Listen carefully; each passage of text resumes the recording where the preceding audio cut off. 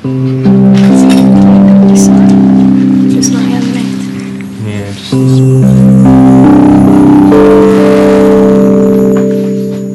Despite the smile, this is painful for Terry Vo. He's very patient with us. Today, just 2 weeks after the accident, some of his stitches are being removed. Does it hurt when they come out? Yeah, a little bit. And that's it. Through it all, the 6 hours of daily cleaning, rebandaging and relentless physiotherapy, this gentle 10-year-old maintains his patience and his grin. She knows. What signal did you give to say, hey, I've got an itchy nose? Just like... Bend it right down. Bend, bend, bend, bend.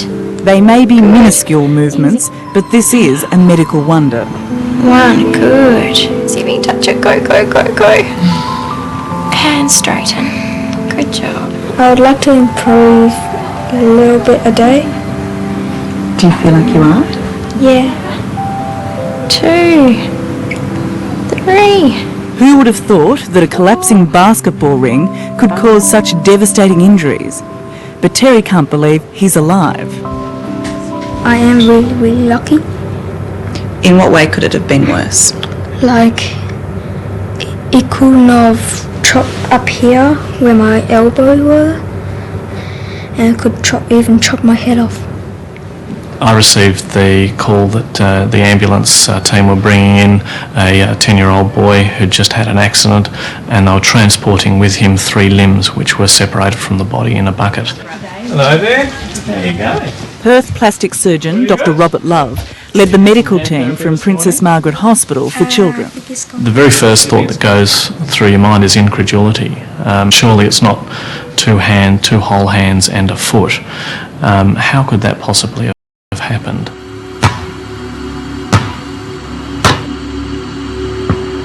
It could have been anyone's backyard. Easter weekend, a child's birthday party, and the children gathered around to play a game of basketball. Terry Vo had the ball, and as he's done in countless other games, decided to slam dunk it. He jumped and grabbed onto the basketball hoop, which was just there, just above the garage, but as he hung on, the brick wall it was attached to gave way.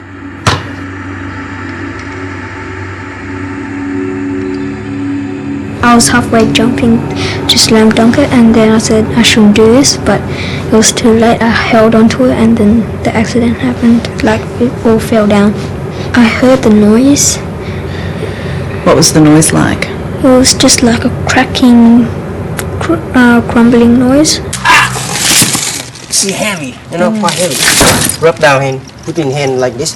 How can you imagine, like, he cut off straight away? Very strange. Yes. Yeah. Awful. Imagine the scene for Terry's father, Tam. His injured son lying amongst the rubble, hands and left foot cut off by the weight and jagged edges of the bricks. So, you okay, Terry? She said, I'm okay, I'm still alive, I'm okay. So he said to you, I'm okay, I'm alive. Yeah. And do you remember when you actually lost your hands and your foot? Do you remember that happening? It was pins and needles. It wasn't really hurting much, but I felt it, and it felt like I was shivering. And I could still feel my hands while I was closing my eyes. So when I opened my eyes, I saw like my hands were gone. I still felt my legs, so I thought it was still there. So when I stood up, I fell down and then I looked at my leg, and he was chopped off.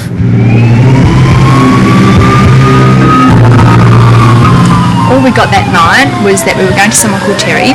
As ambulance officers Kerry Hopkins and Rob Perosi raced to help Terry, his severed limbs were being saved by some quick thinking. They were placed in plastic bags and then put on ice in an esky.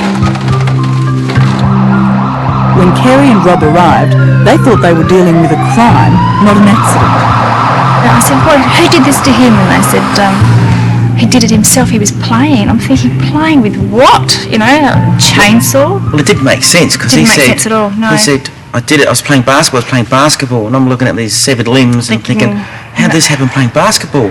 What state was Terry in? He was the calmest person there. In the midst of all this chaos, there's this little calm boy. And I introduced myself and I said, "Hi Terry, how old are you?" And he said, "I'm 10 and I've got 90 to go." So, yeah, he was lovely. He was very, very calm, the bravest child I've ever met. I didn't scream, I didn't cry, I didn't do anything. I stayed calm. How could you stay calm after what you've just gone through? I don't know, I just stayed calm, and I learned in school that if you like cut yourself and you like cry and you'll bleed more and you'll lose more blood. So I said it would be important for me to stay calm. Okay, we've got a 10-year-old boy with amputation of both arms and his left leg. Okay, Terry, we're just about to move you across onto the bed on the other side. With Terry's arrival, the emergency department of Princess Margaret Hospital worked to stabilise him, readying him for surgery. I'm just about to give the morphine now. There we go. Start going now. Pain now, Terry. Get plastics and surgery. Doing very well. I just thought it was a dream. Did you? You didn't know? You didn't think it was really happening to you? And I thought about it and then I knew, but I just keep thinking, I'm like, this is a dream. Don't think about it, it's real. This is a dream. Don't cry. This is a dream. So where are we up to? We've spoken to the surgeons. The surgeons are coming down. X-ray's on its way.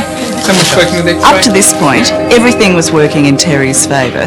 The ambulance had arrived within minutes of the accident. His severed limbs had been cared for perfectly. Now he needed specialist care. But remember, there were 3 limbs that needed reattaching, ideally all at the same time. Never done before. And it was a Saturday night on a holiday weekend. The chances of just getting the specialists together at such short notice have been described as 1,000,000 to 1. The time is very, very much against you, and you realise very quickly that the clock is ticking.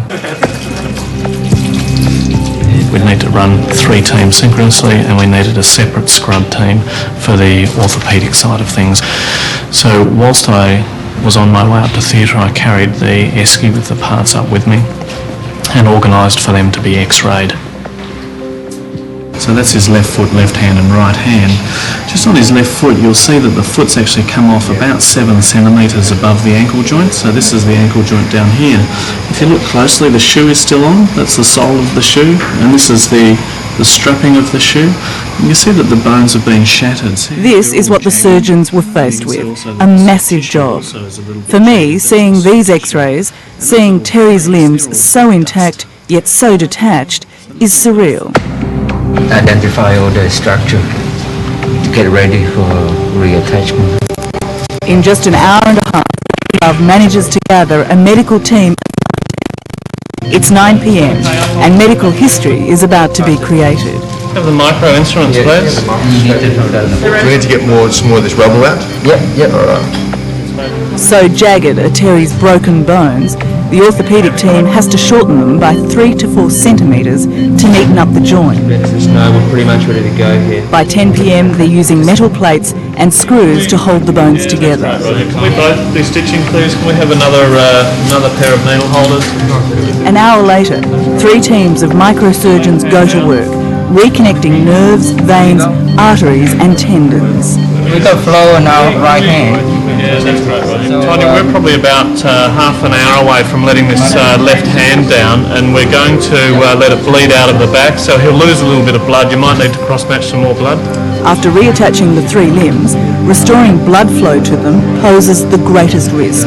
If it's not done carefully, toxins can spread and poison Terry's small body. We're not long away from getting the scope in if we can. I guess you don't have any guarantee that a child can survive surgery like that. No, there are no guarantees at all. Having said that, it's always life before limb. So if at any stage we felt that in fact the limbs were going to kill Terry, we would have actually taken the limbs off. Can I have a pair of micro scissors too? 3:30 a.m. Less than 9 hours after his accident, Terry Vaux's hands and foot are back where they belong. Looks beaut, Roger. Getting them. We were all quite positive with the fact that all limbs were nice and pink. The toes and the fingers were lovely and pink and warm. So obviously all the bandages were then applied. Terry was kept asleep and transferred to the intensive care unit.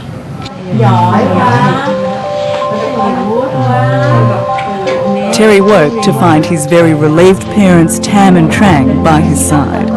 Within days, as this home video shows, this fragile figure was as mobile as he could be. How did you react to know that you had had both your hands put back on and your foot put back on? I was really, really happy that it was recovering and the doctor said it will be okay. Did you think they'd be able to do it? Yeah. There's a lot of people out there sending you cards and wishing you well. For the first week, Terry's recovery was beyond expectation. And then bad news. His foot began to die. It would need to be amputated. If you can just imagine that the muscles then really died from the inside out, such that the skin was still alive, the blood vessel was still flowing, but the foot was very slowly becoming crippled. When Dr. Love came in and said, we have a problem with your foot, Yes. how did you feel about that? Okay, because they say it might stay alive and it might not stay alive, so I just hope it stay alive. And then when I said I'll take my foot off and put a prosthesis on, you have your leg faster and you can run sooner, I said, yeah, I would like to have that. Okay, and swing your legs around this way, so wiggle around this way. Gotcha. So I need to get your arms up there. Can you do a hop for me and hop your body in closer? Good boy. Come behind you, mate. A fortnight after his accident, and this is Terry's first step into a specially designed frame to help him walk again. Are you okay? Do you want to lie down for a bit? Yeah? Okay. Alright, can we just pull that? In our week with Terry, this strong-willed boy went from an exhausting first try Right, you tell us when we've done enough and you want to go back, okay?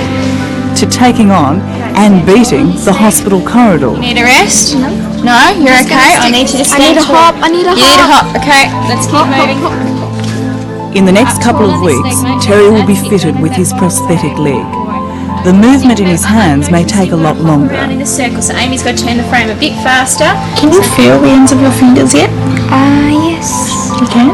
Pins and needles. Pins and needles. So if you were to close your eyes and I was to touch your ring finger, would you know that I was touching your ring finger? Yeah, because I don't know cold or hot or anything on my finger, but I just know I'm touching something. Last one, so you've been hold for a count of 3. You ready? Set.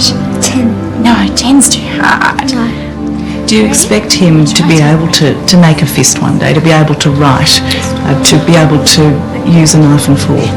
I'm hopeful that he will be able to do. I'm very guarded in my optimism because it really depends so much on, you know, his dedication to his own hand therapy. I think we're very fortunate to have a very, very positive individual. Feel good.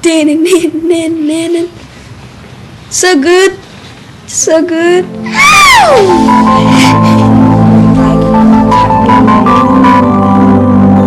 That right leg. It's hard to imagine that anyone could be in such good spirits, confined to hospital with such a long, hard recovery ahead. But then we're not Terry Vo. And it's his pluckiness that's affected so many already. Hey, guys. How you going, Terry? Good, thanks. Nice to meet you, matey. Like pop idol Guy Sebastian, who dropped by for a chat, So you like boxing? a tour of the wards, and a grilling on Kids Hospital Radio. What address do you live at in Sydney? What address do I live at? Well, I live in a place called Palm Beach. Can I ask you a question? Yes. Do you have a crush on any of the nurses? No. Which one? That's one. You wonder if in the quiet moments Terry thinks about the enormity of what he faces. That's vacuum head Homer. Yes. That's bad. Certainly you get a sense his parents Tam and Trang do. These refugees from Vietnam who run a small business in Perth have worked hard all their lives, but perhaps their biggest struggle is coming to terms with what's happened to their only child. Kiss. Gió động đó, có thấy đâu. Terry remains philosophical beyond his years. Now I know how brave I am and how positive and happy I am to be alive and to have all my hands back. And to learn that about yourself, what's that like? Really exciting and pretty cool, yeah.